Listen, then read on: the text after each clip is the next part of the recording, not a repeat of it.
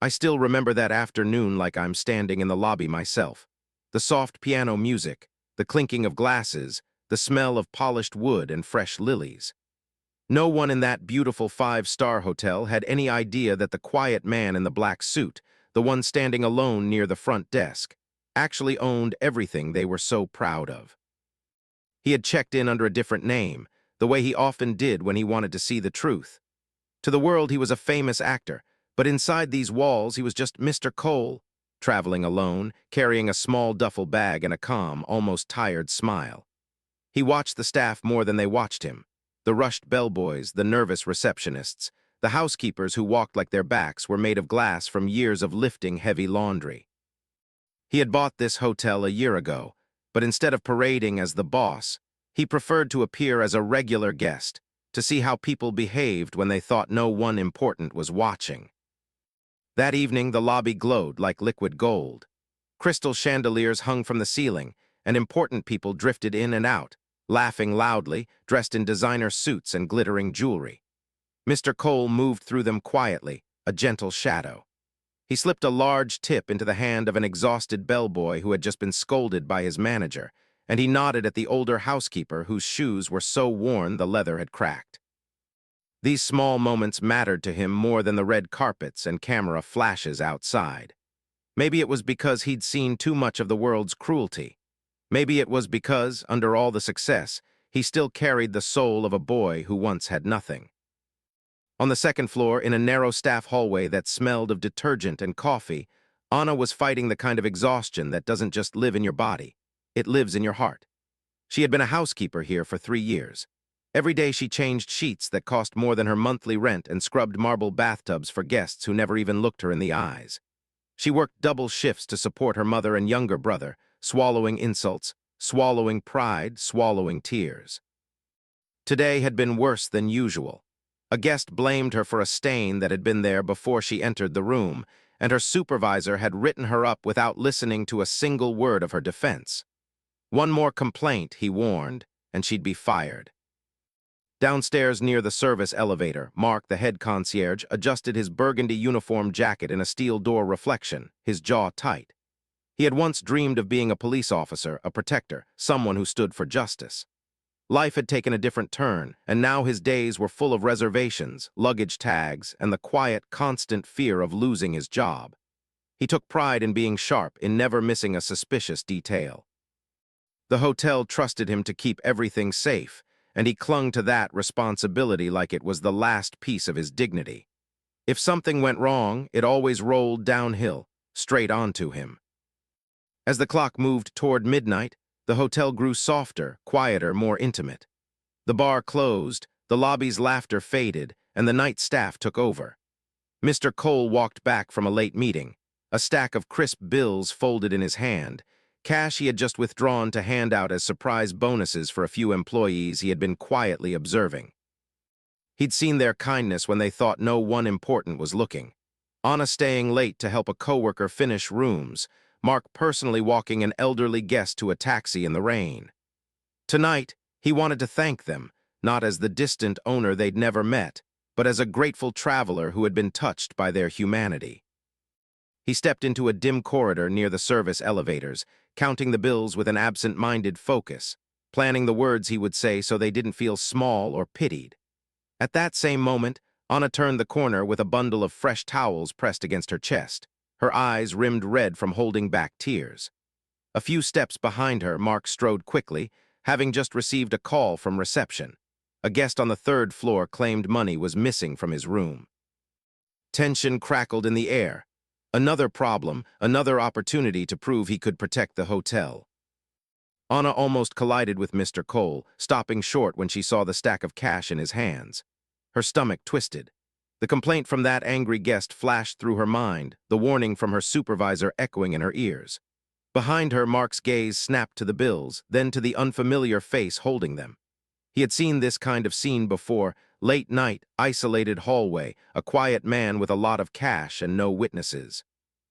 His instincts flared to life, and with them, all his dread of being blamed if he let something slip. In a heartbeat, the three of them were frozen in the narrow corridor, the sounds of the hotel muffled and distant, like the outside world had faded away. Mr. Cole opened his mouth to speak, but Anna's fear reached her first. The weight of every insult, every accusation she'd swallowed for years, crashed against the one fragile thing she had left, her job. And there, in front of her, stood a stranger with a pocket full of money, at the exact moment a guest had claimed some had gone missing. Her voice came out sharper than she intended, edged with panic. Mark stepped forward, shoulders squared, his hand instinctively moving toward the small radio on his belt, his training and fear clashing in his chest. In their eyes, he wasn't a gentle man planning to reward them. In that tense, breathless moment, he looked like the perfect suspect. And as both of them raised their fingers to point straight at him, the quiet owner of the hotel felt something tighten in his chest. Not anger, but a deep, surprising ache.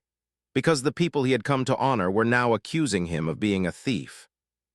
The hallway felt smaller as their accusations hung in the air, thick and heavy. Mr. Cole stood there, the folded bills between his fingers, caught like a criminal in a bad movie he'd never agreed to be in. Anna's cheeks flushed with fear and shame, but she kept her chin high. This time she refused to be the silent one. If someone was stealing, she wouldn't let the blame slide quietly onto her shoulders again. "That money," she said, her voice trembling, "you didn't just find it, did you?" She hated how unsure she sounded, but the image of her supervisor's cold eyes, the written warning, the threat of being fired, pushed her words out. The memory of guests snapping their fingers at her, accusing her of taking what she had never even touched, rose in her chest like smoke. Tonight, for once, she wanted to be the one who spoke up first.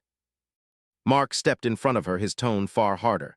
"Sir, I'm going to ask you to explain where that cash came from." His eyes scanned the corridor, noting the security camera at the corner, the empty elevator, the quiet rooms. Every training lecture he'd ever sat through played in his head. Protect the hotel, protect the guests, no exceptions. "We just received a report of missing money from a room on your floor," he added. "I'm sure you understand how suspicious this looks." Mr. Cole studied both of them, Anna with her tired eyes and frayed courage, Mark with his rigid stance and clenched jaw. He could see it now clearly. They weren't hungry for power. They were terrified of losing what little they had. He started to speak gently. "I can explain." But Anna cut in, her words spilling out faster than her courage could keep up. "Please, just tell the truth. I have one warning left. If they blame me again, I'll lose everything." Her voice cracked on the last word. She wasn't accusing him out of hatred. She was begging reality to finally make sense for once, to not hurt her again for something she hadn't done. The weight of her confession hit him like a punch. He saw his younger self for a second, working odd jobs, sleeping on couches, feeling like any wrong step could send his whole life crashing down. He pocketed the bills slowly, his eyes never leaving hers. "Anna, isn't it?" he said softly, remembering her name from the employee files he had studied late at night. Her eyes widened, startled. Staff name tags didn't include surnames, only managers knew both. Mark noticed. "How do you know her name?" he demanded, suspicion hardening his features.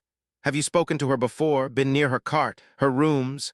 His mind was racing, building a story where this quiet man had been watching, planning. The responsibility sitting on his shoulders turned every small detail into a warning sign. Mr. Cole realized he'd made a mistake. Too familiar, too fast. The truth pressed against his chest, desperate to get out. He could end this in one sentence: "I own this place. I'm here to reward you, not steal from you."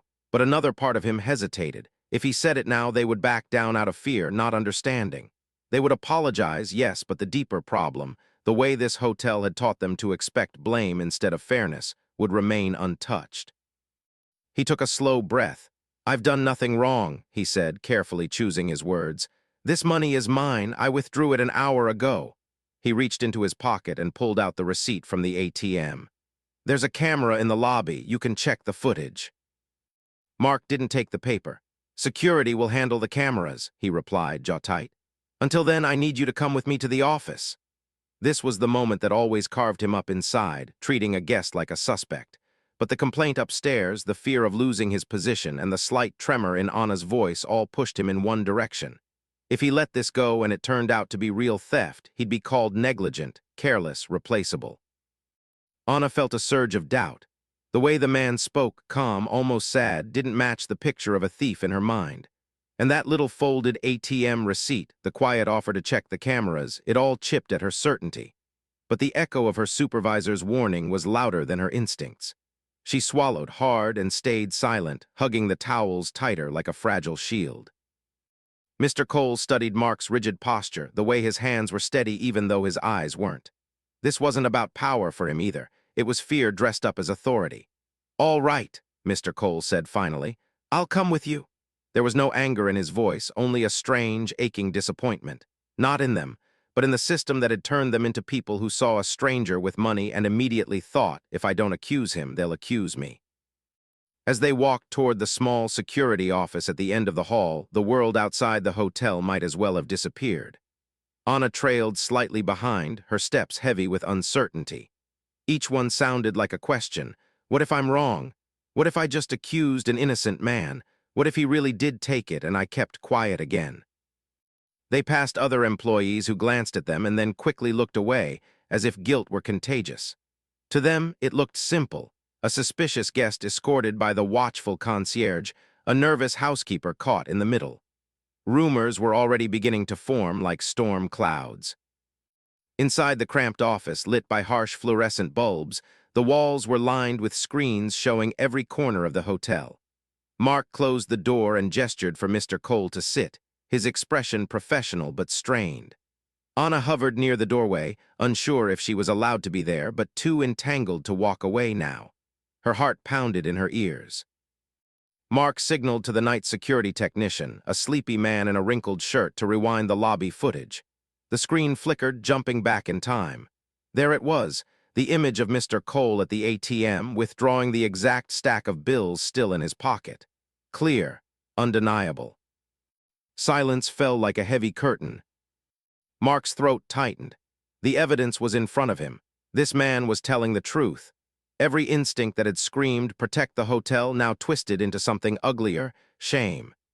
He misjudged him, treated a decent guest like a criminal, right under the eyes of the security cameras, and worse, in front of one of the most vulnerable staff members. Anna pressed a hand to her mouth, her eyes burning. The man in the video was unmistakably the same person sitting a few feet away, calm despite everything. He hadn't shouted, hadn't threatened, hadn't even raised his voice. He'd only tried to explain, and she had been the first to point, the first to let her fear and bitterness speak for her.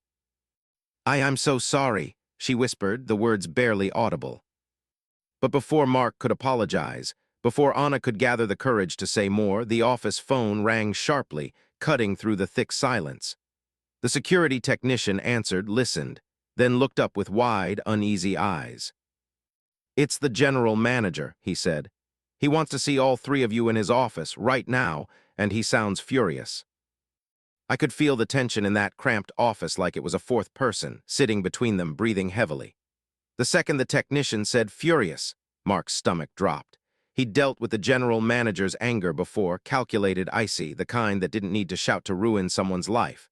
For a brief moment, Mark wondered if he should shield Anna, tell her to go finish her rounds, pretend she hadn't been involved. But the truth was, they were all tangled in this now. The walk to the manager's office felt longer than it really was. The corridor seemed narrower, the air colder. Mr. Cole walked in silence, his hands in his pockets, his gaze drifting over the framed photographs on the walls. Old pictures from the hotel's grand opening, charity events, award ceremonies where his own name was written in small letters as the owner, never the face. He'd chosen that. He wanted the hotel to feel like it belonged to everyone who worked there, not just to him. Tonight, that decision felt strangely distant and painful. Anna walked with her eyes down, focusing on the pattern of the carpet to keep from crying. Her mind replayed the moment she'd pointed at him, the fear in her voice, the certainty that she was protecting herself. Now all she could see was a kind-faced man offering proof while she'd refused to truly look at it. "Coward," she whispered to herself in Spanish under her breath. Cobard. Her father had always told her that courage wasn't about being fearless, it was about telling the truth even when it scared you. Somewhere along the way, between the overdue bills and the threats from her supervisor, she'd lost sight of that. Mark's thoughts were a storm. He prided himself on reading people, on being fair, on not letting the power of his position turn him into someone cruel. Yet here he was, marching a completely innocent guest. No, not just innocent, dignified, toward an office where that man would probably be humiliated further, all because Mark had been too afraid to trust his own doubt. The security footage kept flashing in his mind like a taunt. He clenched his fists to stop his hands from shaking.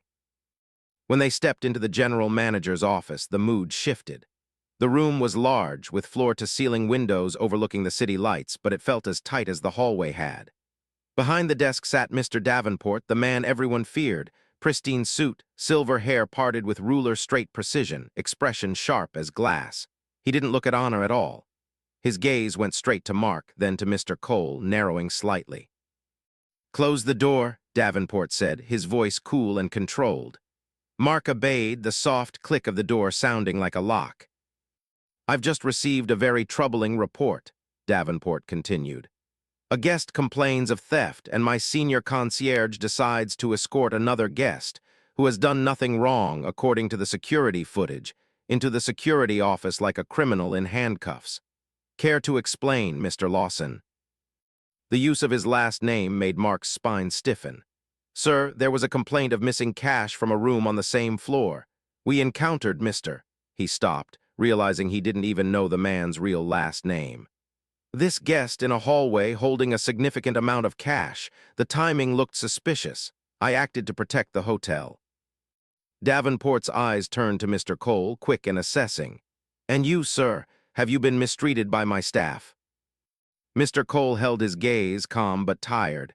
"Your staff were cautious," he said, "perhaps too quick to assume the worst, but no one laid a hand on me." His voice was gentle, but there was a quiet steel beneath it. "I offered proof. They chose suspicion anyway." A slow flush crept up Mark's neck. Anna's hands twisted around the towel she still carried, knuckles white. Davenport finally looked at her, and the weight of his stare made her want to shrink into the carpet. "And you," he asked, "what was your role in this incident?" Anna opened her mouth, but nothing came out. The room, the expensive leather chairs, the polished desk, they didn't belong to her world. She thought of her mother at home, counting coins for medicine, of her younger brother saving for school books. Every word here felt like a potential weapon against them.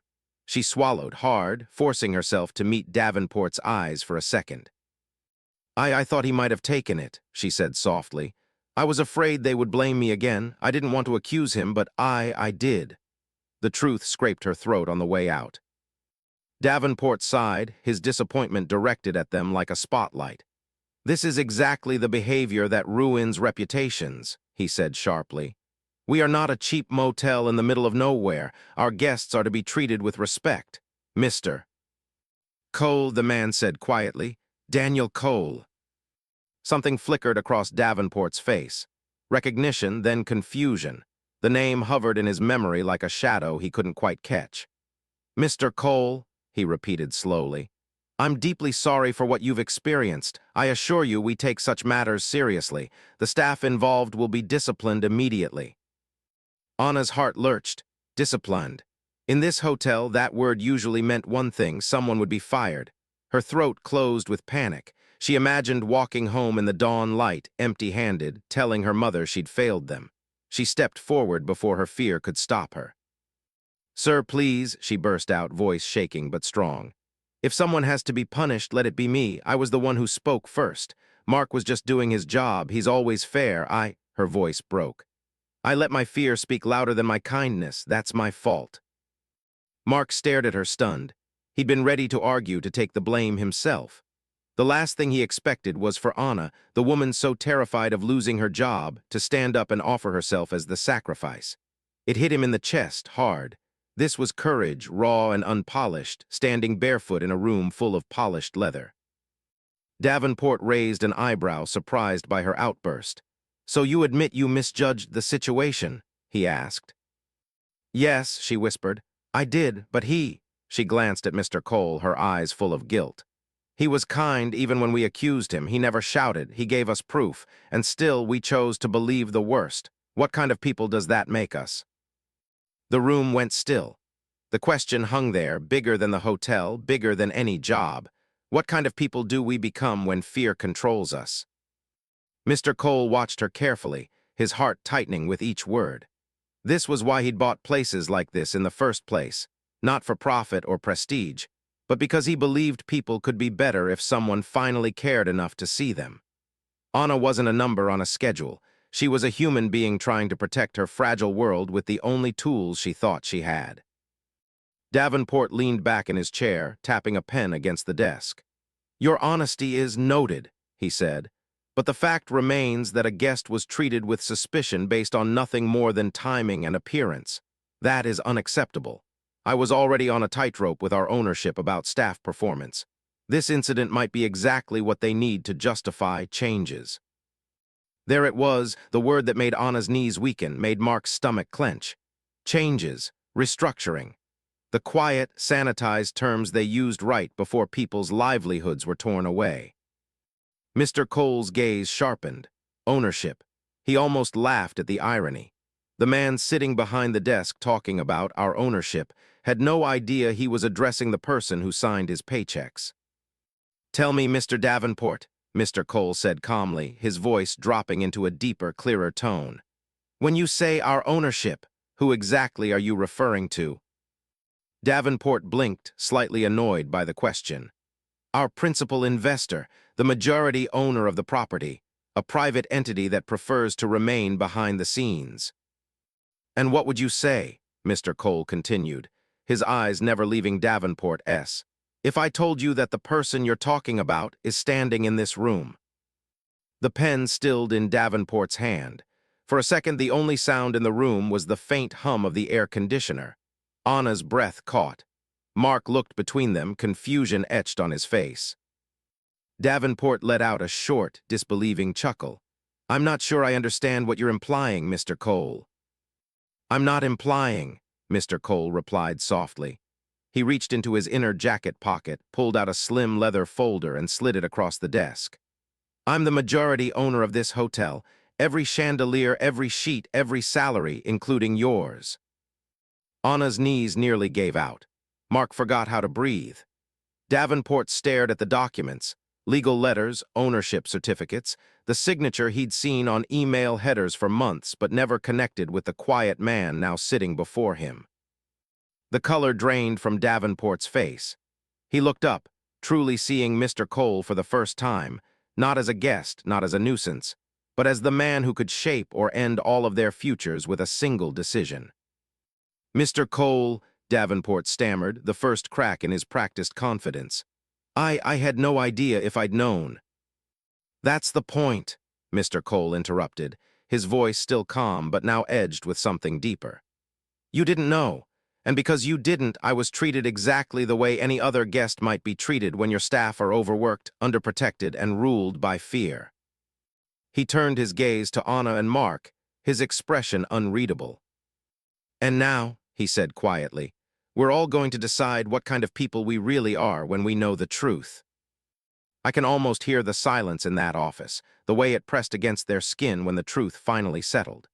The quiet man they'd accused, the one they doubted, wasn't just another rich guest. He was the soul of the building they worked in, the reason the lights stayed on and the salaries cleared. The realization didn't feel like a victory. It felt like standing in front of a mirror you'd been avoiding, suddenly forced to look yourself in the eyes. Davenport swallowed hard, his polished composure slipping. "Mr. Cole," he began carefully, "if we had known you were the owner, this entire situation would have been handled differently. I assure you my staff's behavior does not reflect our usual standards. I will take immediate steps to correct." "Stop," Mr. Cole said softly, but there was a finality in his tone that made Davenport's words die in his throat. "That's exactly what worries me. If we had known. Why should anyone have to be important to be treated with decency? Why should kindness depend on status? You're trying to fix the surface of something that's broken much deeper." Anna's eyes filled again, but this time the tears weren't just from fear. They were from recognition. She had seen it 100 times, how managers bowed to guests in expensive suits and barely nodded at the cleaning staff. How apologies flowed freely upward but rarely downward.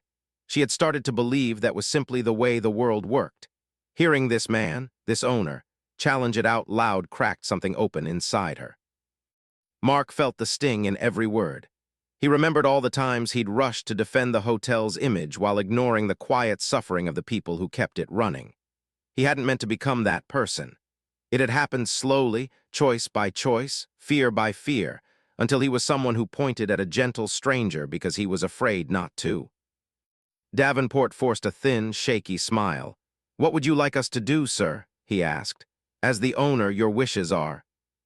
"I'm not interested in obedience," Mr. Cole cut in again. This time his voice softened, carrying something almost like sadness.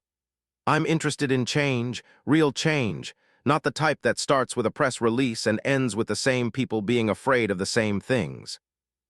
He let his gaze rest on Anna first. She straightened even though her hands still trembled. "Anna," he said, using her name with a care that startled her. "Why did you accuse me?" The question landed like a stone in her chest. She could have lied. She could have blamed protocol or Mark or the pressure from supervisors. Instead, she took a breath, wiped quickly at her eyes, and chose the hardest road, the honest one. "Because I was scared," she said, her voice low but steady. "Every time something goes missing, they look at people like me first. The housekeepers, the ones with tired faces and cheap shoes. I've been blamed before, even when I was innocent. I thought if I pointed away from myself this time, maybe I'd finally be safe." She shook her head, shame heating her cheeks. "I let fear kill my kindness, and when you showed me proof, I was too proud, too afraid to admit I'd been wrong right away. I'm so sorry." There was no excuse wrapped around her apology, no attempt to make herself the victim. Just the raw truth of a woman exhausted from surviving. Mr. Cole let a moment of silence honor that. Then he turned to Mark. "And you? Why didn't you trust what you saw on that camera the second you knew I was innocent?" Mark's throat tightened. "Because I was thinking like an employee, not a human being," he answered quietly. "I was more afraid of being blamed by management than of hurting you. I told myself I was protecting the hotel, but really I was protecting my own position. I've always promised myself I wouldn't become the kind of person who hides behind rules to excuse bad choices." He forced himself to hold Mr. Cole's gaze. "But tonight I did exactly that. You deserved better." "Anna deserved better. I failed both of you." The confession didn't erase what had happened, but it shifted the air in the room. They were no longer just staff and owner or suspect and accuser. They were three people standing in the painful but necessary light of truth. Davenport shifted uneasily. "Mr. Cole, they've admitted their mistakes. I'll draft disciplinary letters immediately." "No," Mr. Cole said more firmly now. "There will be no firings over this, not today." Anna's head snapped up, hope and disbelief crashing together in her chest. Mark closed his eyes for a second, releasing a breath he didn't realize he'd been holding. Davenport stared, baffled.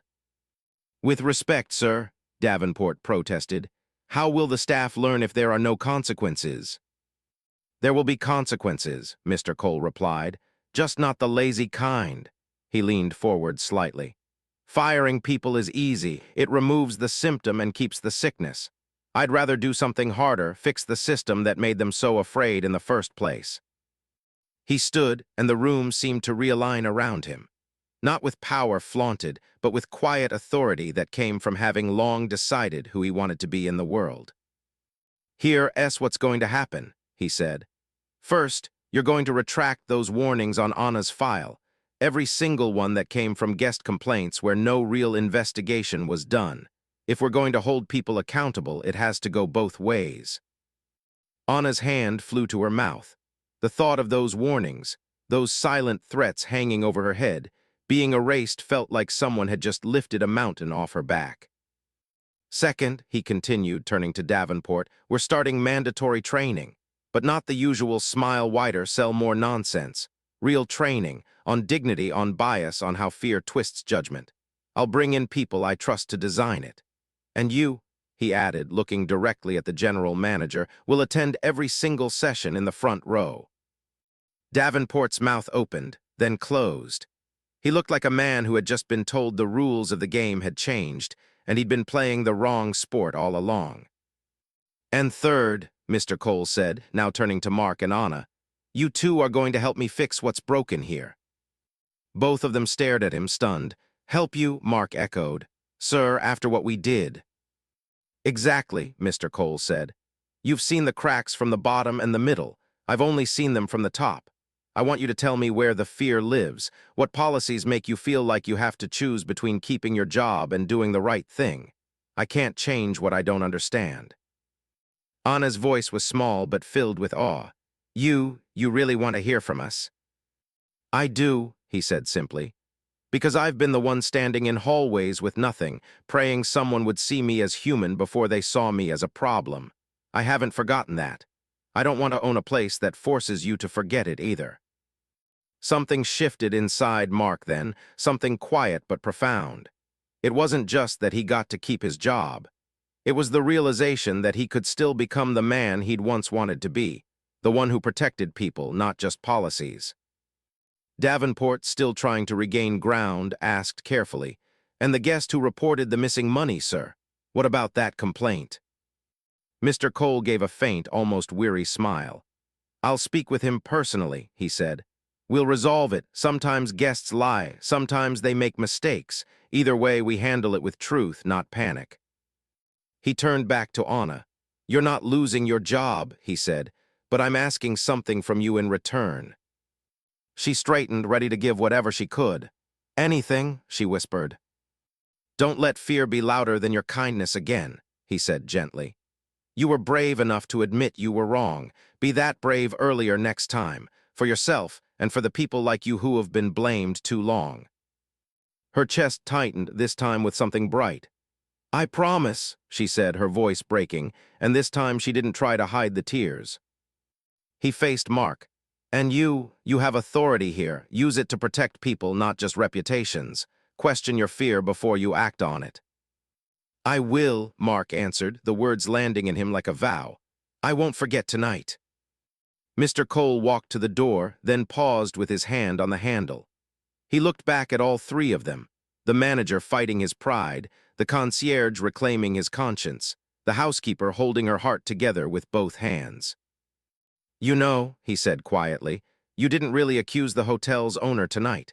You accused a man you thought was nobody. And that's the real test of who we are, how we treat the people we think are nobody. That's what will decide what this place becomes." For a moment, no one breathed. Then he opened the door and stepped out into the hallway. The chandeliers glowed softly above him, the same as they had a few hours earlier, but everything felt different now. Word would spread, first in whispers among staff, then in stories told over late dinners and tired morning coffees. The tale of the owner mistaken for a thief would become legend inside those walls, but not as a joke, as a reminder. Over the following weeks, the hotel began to change in ways guests couldn't see but staff could feel. The warnings on Anna's record disappeared.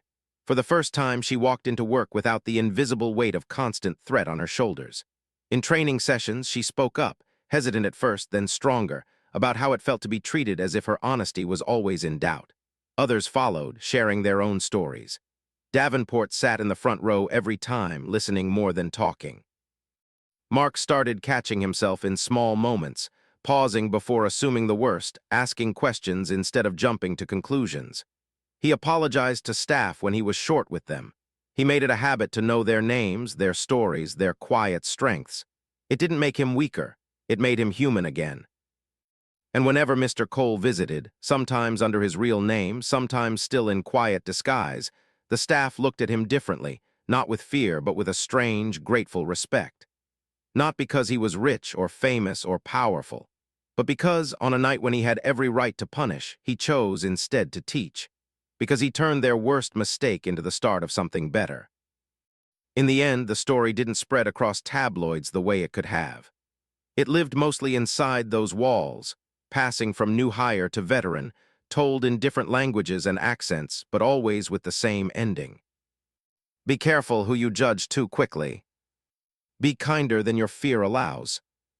Because one day, the nobody you point a finger at might turn out to be the person who holds your future in their hands.